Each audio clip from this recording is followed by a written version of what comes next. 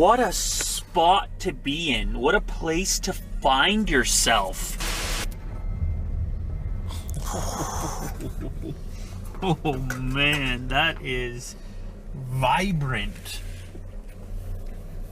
Yeah. On a dark night, moving through the city like that. Oh, it's on the seats. See this right here? I don't know. This is like cyberpunk sunset. This car's amazing. Oh, baby, it's got the studio going on. Think you have trouble parking this one? I don't think so. This is how you open the doors. Watch this.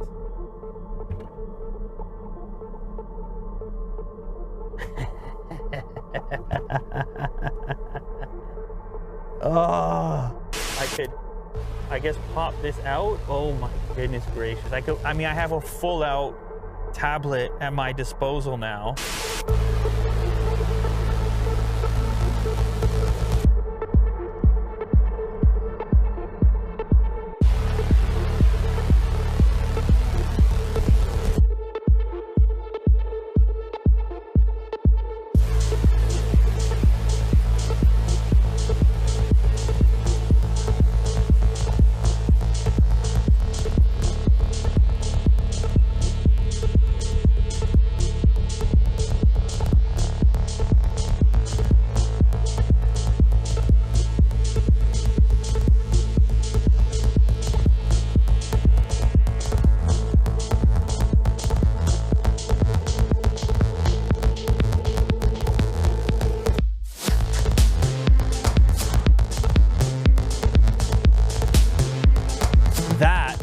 Is the Mercedes EQS in the studio. This is Mercedes' competition for the variety of exclusive and luxury electric vehicles that are out there. This thing has champion status, I think, at the moment for drag coefficient and also range. It's got S-Class luxury going on. It's got an unusual kind of bluish color. I haven't seen this one before. Almost like a color changing aspect.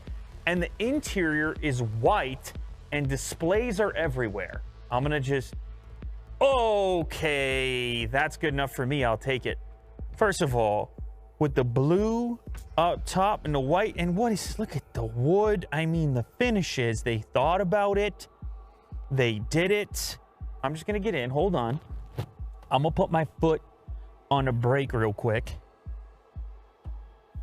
Stop it, stop it. That's too easy. And look at the displays come to life over here. All right, we're gonna take a walk around first before we do the whole interior, but I had to show you that feature straight away. This little slot, I've never seen anything quite like this. That's windshield washer fluid in here. By the way, the rims are enormous. Apparently, the rims themselves, some of these design elements here actually serve a purpose to improve that drag coefficient as well. Another thing I noticed from the outside is this enormous section here, which is responsible for your heads-up display, which apparently is a big deal on this vehicle with all kinds of navigation aspects and augmented reality aspects, telling you where and when to turn and all that stuff. Ooh, that is a big trunk. And you can see that the seats fold down. You're getting a lot more cargo volume than on if you were to have a designated or separate trunk. This is quite a lot of volume. Oh my, it's got a motorized, I can hear the motor stopping it at different points, locking at different stages. Did anybody else notice this? I watched a couple of videos, I didn't see this mentioned. That's quite nice. So it stays nice and wide open over there. Granted, I mean, with a super luxury vehicle, I don't know that cargo is the top of your list for priority, but they obviously thought about it. I mean, you can carry some stuff, certainly, if you needed to. The rooftop, plenty of glass up here, big glass section. And as you step away from it a little bit and analyze the shape, you start to recognize how all these decisions took that drag coefficient into account. Like, you're just seeing such a simple form here that's going to be cutting through the air, and you can kind of tell that that was a guiding principle as you're coming up with the lines here. The front, of course, no grille on it.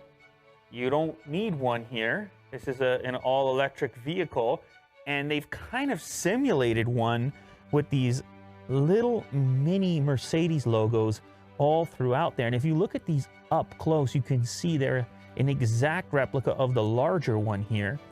I like the way they've integrated the front camera. It's barely visible right inside of the large Mercedes logo here. But they still managed to make it look a little bit mean with these sections on each side.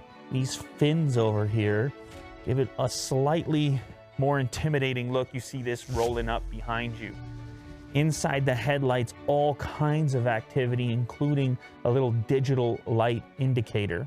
The charge port is in, I guess, an unusual location amongst electric vehicles, in the back rather than the front. 31 minutes to 80% on a 200 kilowatt charger if you can find it. So it can charge pretty quickly given the right equipment. This wide opening door thing and freezing at the wide open position, it might be, okay, I can't call it my favorite feature. I'm getting carried away here. I know I like weird things, but I like the ease.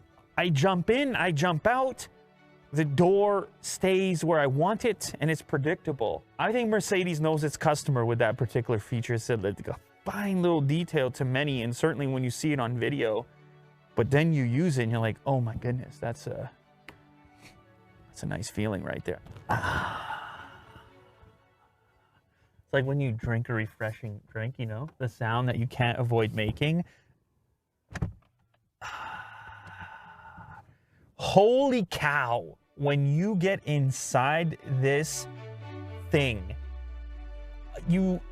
yes, it's a car, right? But this merging of technology and automotive, it's apparent in here. It really feels more like you're stepping into a piece of tech than into a traditional vehicle. And obviously, the displays are a big part of that. I can already tell where they're going to be mapped out.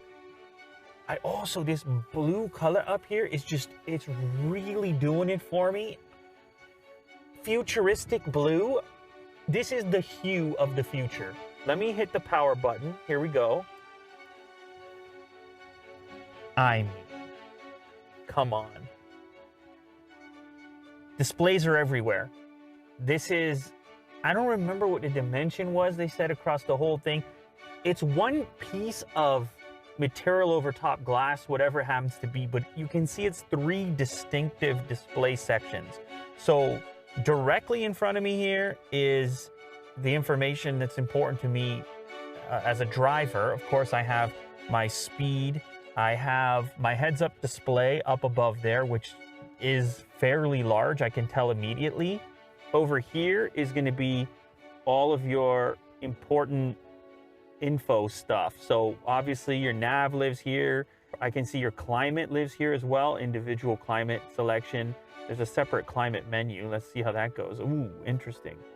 So I can control climate up here. I can control climate for the seats in the back. I have air quality. Oh my goodness gracious. Energizing air control plus ultrafine particle. Reduced nitrogen oxide and odors. Air freshener. Oh baby, we just turned on an air freshener. Oh, I'm smelling. Am I smelling? It smells so good in here. I don't know if I'm smelling. This display in the center is large. That is a large display. And it's interesting the way they had to cut it at these angles to follow this shape all around. It's like your whole view is taken up. I'm smelling freshness. I'm smelling a little bit of freshness right now. Of course, we've also got some pre-entry climate control in here. So, you know, you may want to have it cool down prior to you jumping in. It can do that. The headrest, how about a pillow? Let's just put a pillow there. Why don't we? It's a comfy spot. Okay, cool. Some more controls exist up here, I'm just noticing, for some quick important stuff like lighting and an SOS button as well. Wait a second, there's a sunroof? Oh, I didn't even know. Oh. A swipe gesture and a fairly substantial sunroof. Oh. Little shade there. Okay. Your seat is hot? No, you turned it on. I didn't do that, did I? I can turn on your heated seat? Stop it. Let's try that. I did just turn on your heated seat. A full control. I got control of Kirk right now. That's unbelievable. It's a lot to take in for myself right now. So if you have navigation open, huge navigation display available to you, and it interacts with your heads-up display to project a visual of turns superimposed on the road in an augmented reality fashion.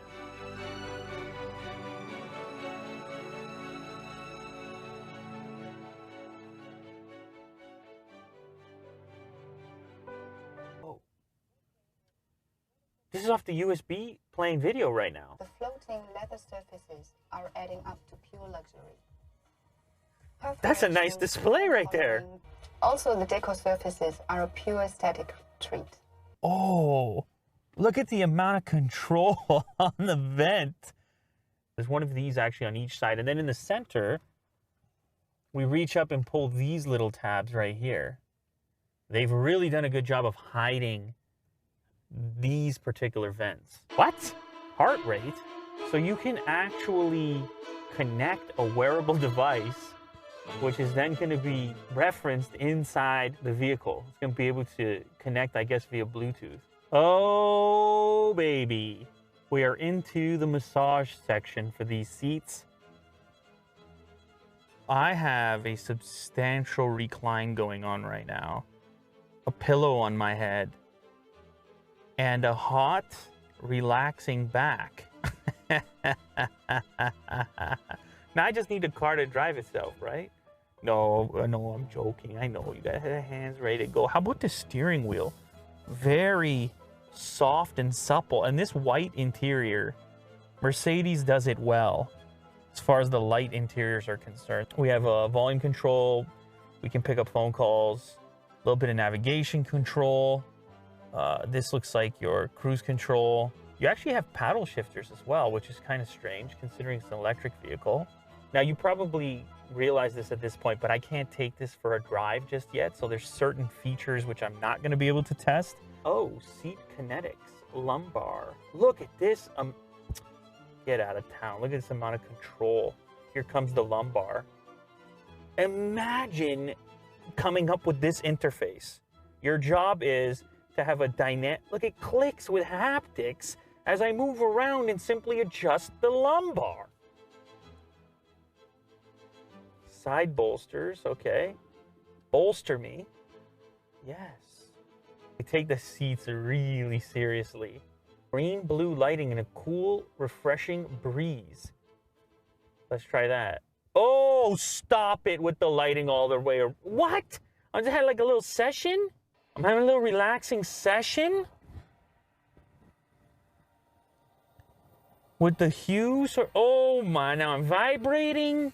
I'm energizing. It's a 360 audio experience.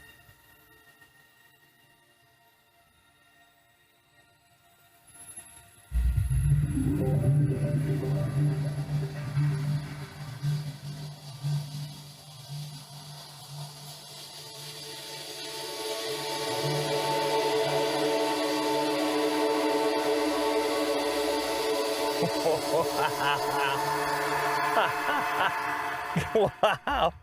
There's all kinds of things happening in tandem. I can only imagine this at night. When you have this, like this light strip goes all the way around the dash, all the way around your body into the back.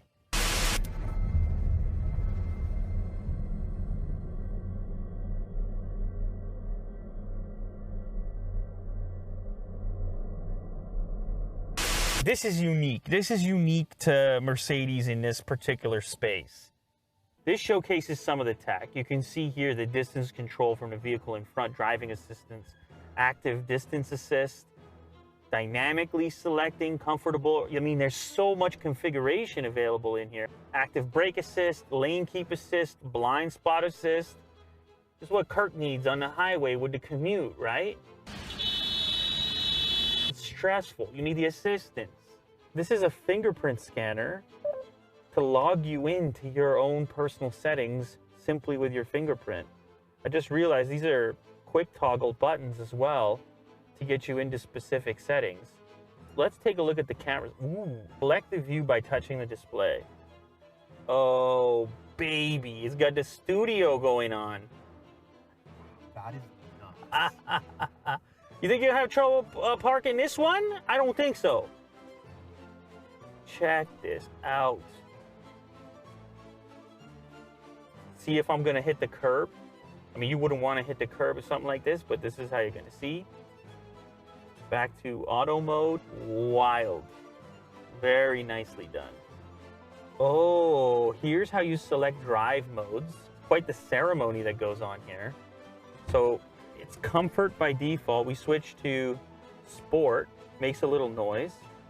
Individual, your own custom. So if I select here, let's see, what can I tune up? Oh, everything. Everything. Drive. You can have it ask when you start the car what kind of mood you're in as well. What kind of drive mode you want to select each time. Holy cow, man, I'm just realizing how comprehensive this thing is. Like, I think they need to let me keep this for a week. What a cool, you can see. Look at my brake. The percentage of brake pressure, same as accelerator. Wow. Why? Just because. Look at, I can see the degree of the turn of each of the tires, 34, 36, 37. As I straighten them out, holy cow. This is how you open the doors. Watch this.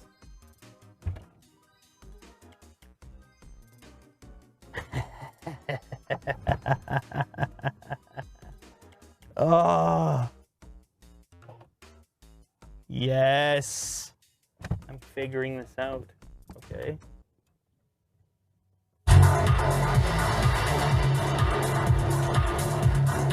Oh, I just noticed that the seat belts have red LEDs at nighttime so you can see it easier. The little details. This is another sort of raw feeling wood surface, and you slide this up to reveal some cup holders, a location to put your key if you want to, 2 USB Type-Cs, and what looks like a wireless charge mat, which is in an actually useful location for once. Sometimes they're in weird spots. I'll close that back down, and then we've also got this button here, which opens up this storage location.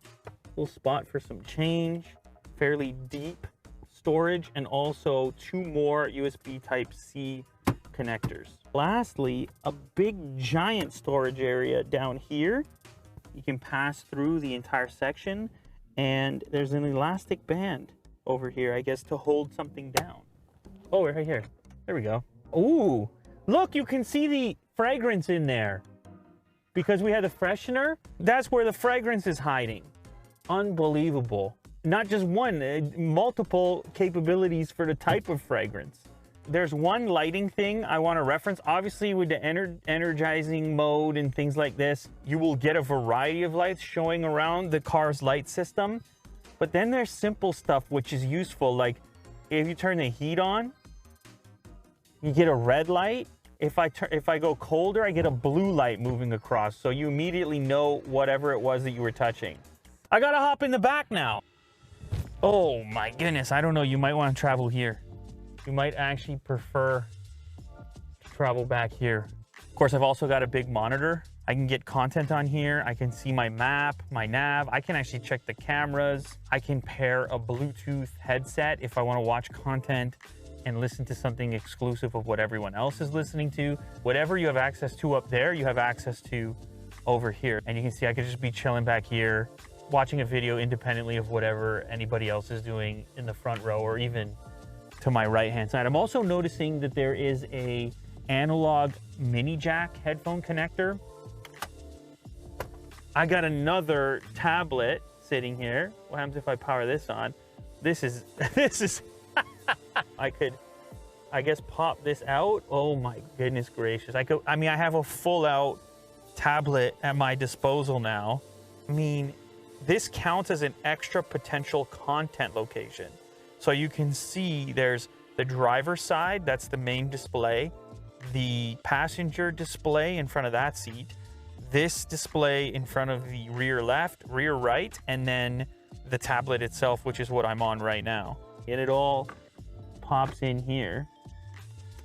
We have something else. Oh, a wireless charger. That is nice. So this is a very thoughtful wireless charger location as well for your passenger. You can imagine this thing being used as like a limousine, and you would not mind getting picked up in this vehicle from the airport, that's for certain. So I was on the lookout for cup holders. They are hidden in there. It's a little slide out tray with suspended bottoms. So yeah, you can definitely put your cups in there as well. Book lights. A lot of headroom too, actually. Oh, climate control over here as well. Now the sound system in here is Burmester, and there's a bunch of speakers all over the place. I'm familiar with Burmester. I have a Burmester system in the Taycan, and it is, they're kind of incredible, but I do want to hear how it sounds in here. Maybe this gets a run for its money. I imagine it should be able to. So let me hop back in the driver's seat and play some music. I think they had a song in here. Yeah. From an unknown artist. Oh my God. Woo! Woo-hoo!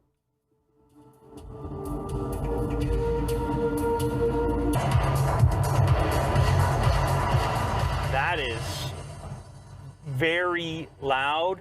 Equalizer options. Ooh, we have a little bass enhancement going on. Loudness normalization is set to medium. We can, of course, pinpoint where we want to send audio. If you have some passenger in the back that's sleeping or something, you can have the audio focused over here, or you can move it to a more surround situation. Burmester's always giving you a tremendous number of options for audio performance. I mean, this is, yeah, it's like, it's almost like you would like to watch a movie over here.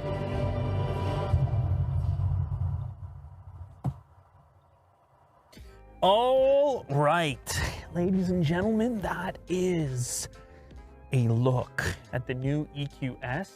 All electric. Man, the tech inside is like, I'm telling you, I need a week with it to try out all the little variety of settings that exist in there. Lighting schemes, seat control, massagers. It's comprehensive. They've thought of a lot, every little detail. That's Mercedes, that's luxury. I really like what they did in this model we're looking at. It's interesting because as electric cars become the standard, you start to fill in the gaps with these options at every segment. This is ultra luxury, and having sat in it, now I'm realizing, wow, that was missing. The other ones have been sporty, or they've been utilitarian, and there have been luxury features, but they didn't get the Mercedes luxury treatment. Nah, that didn't happen until now, and it is a different level to it that you experience from the minute that you step in there, or maybe even before that when the door swings open. It's the whole combination of services that you experience stepping into it that lets you know you're participating in something a little different, in a different take, in an S-Class-like experience, but electrified in the form of the EQS. This is the Edition 1. I'm gonna look forward to spending more time with it. This has been our first look. Thank you very much to Mercedes for bringing it down. What a time to be alive.